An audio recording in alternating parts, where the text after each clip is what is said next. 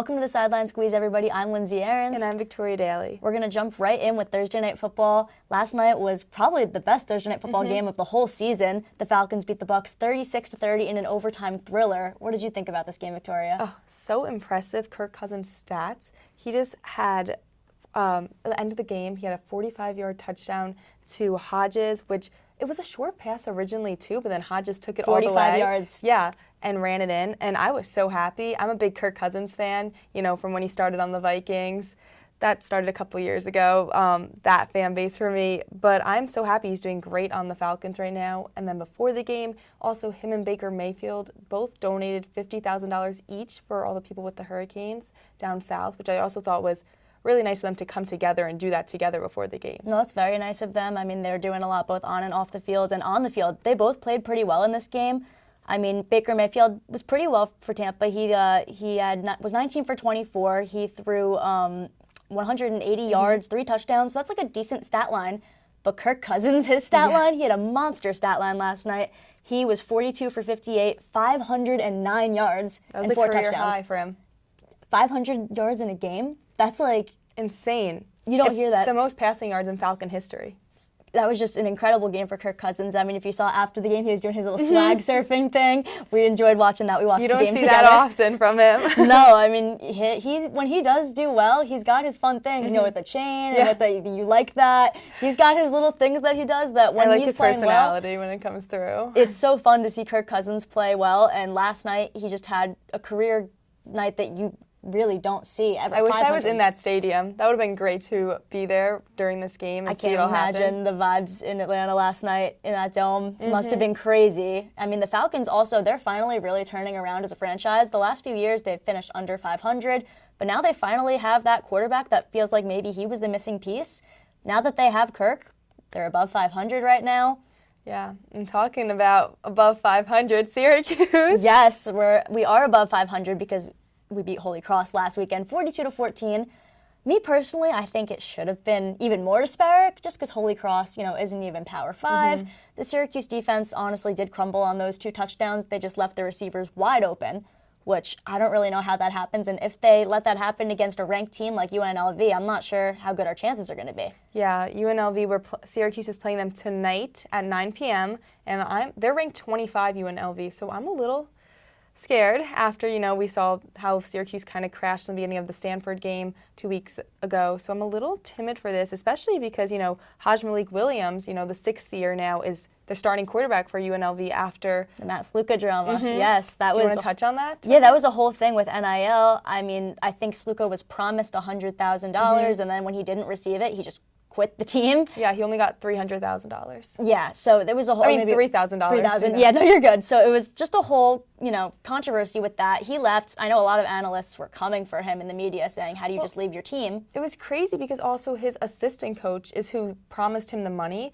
Like, they didn't sign anything ever, but the assistant coach, and then you turn around, it's supposed to be someone you trust, and then he's not giving you this money that he promised you. And he started UNLV off to a 3-0 start, and now he's out. But then Malik Williams got them to 4-0. So now, I don't know, this is a big, Malik Williams is really trying to prove something. He's a 6-year, and now he's starting finally, getting the time to shine. If he keeps going, he might be the one making that $100,000. That's true. I mean, he's been playing great. In that last game, he was good. He was a real running threat, I think, as a quarterback. And I know that the Syracuse defense is really going to have to prepare to just stop the run game if they want any chance to win this game. And I don't know, do you think that if they do win this game and beat a ranked team, do you think there's any possibility that they hit the ranks? I think so. I hope so. I really think the Stanford game was a fluke. I think, yeah, Stanford was a good team. They played good, but I think we just started out really bad that, if we won that, I think we'd be ranked. And then I think this one would really put us back into the ranks. But I'm just curious, how do you feel about the NIL deal, Matthew Sluka leaving? What are your thoughts on it? I think if you're a starting quarterback, you can't just abandon your team. I mean, I understand that he wasn't, there was no delivery on that promise. And I get, being frustrated, but I think maybe there were other ways of negotiating than just flat out leaving your team in the dust. I mean, thankfully it doesn't even seem like they really need him since that new quarterback has been playing great. But that's just my opinion on the matter. I don't think you abandon your team, but what do you think? I just think NIL deals were, started not too long ago too. So a lot of people were playing not for money in the past. That, I don't know, all the money hungry stuff really bothers me because I would love to be playing D1 football out of college, you know? It's so fun. And you have all the energy and everything around it, all the fan base. You have so many other perks, too, that you could go on and win a college championship. Why give that up for money? Because if you're that good, you'll go to the NFL and make the money back. Right, it'll all be you're worth young, it. you're in your 20s, you're a college kid.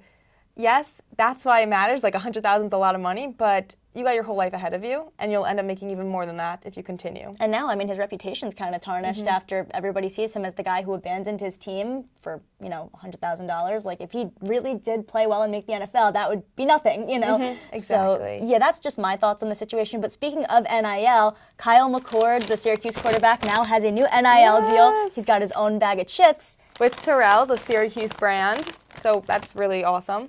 And me and Lindsay are going to do a little taste test. They are honey barbecue sharp cheddar flavor potato chips. So we wanted to try them. That's gotta give everybody a view of the taste test. They smell really barbecue-y. They do, actually. I could smell them, and I usually cannot smell things very well. These are strong. They're bright orange. Perfect for Syracuse colors. There we go. Okay, All ready? right, yep, Cheers. There we go, yep.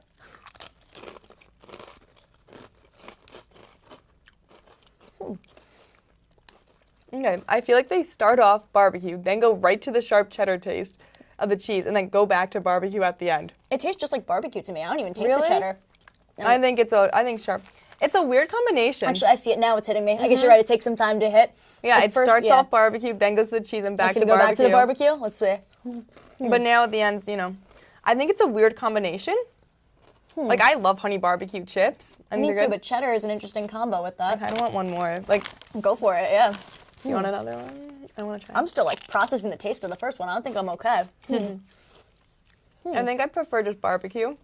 Me too, but they're interesting, and you might as well, support Kyle McCord, support Syracuse. They're different. Okay. Interesting. If you like, barbecue, if you like, the sharp cheddar, definitely give it a try. It definitely hits you, that cheese taste. It's hitting me now. I still got it there. It's good, though, Yeah.